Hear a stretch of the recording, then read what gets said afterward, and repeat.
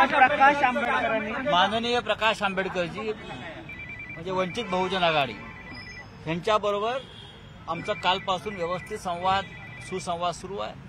आज सकाळी सुद्धा आम्ही त्यांना आमच्याकडून दुसरं निमंत्रण पाठवलेलं आहे, त्यांना ते मिळालंय। त्यानंतर प्रकाश आंबेडकरजी आणि आमच्या सगळ्या नेत्यांचं चर्चा झाली आणि 30 तारखेच्या बैठकीत ते सामील होत आहेत। त्यांचं म्हणणं आहे की तीनही पक्षांच्या प्रमुखांनी पत्र पाठवलं ना त्यांना एक पत्र रितसर हवं होतं, इन्व्हिटेशन हवं होतं, अधिकृत आमंत्रण हवं होतं, ते त्यांना मिळालेलं आहे। त्यानंतर आमच्या सगळ्या लोकांशी, प्रमुख लोकांशी त्यांच्याशी चर्चा झाली दूरध्वनीवर।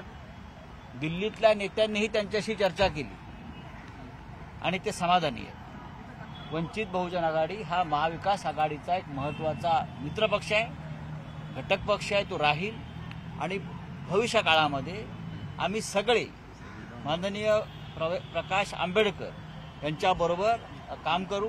कारण जी आमची भूमिका आहे, या देशातली लोकशाही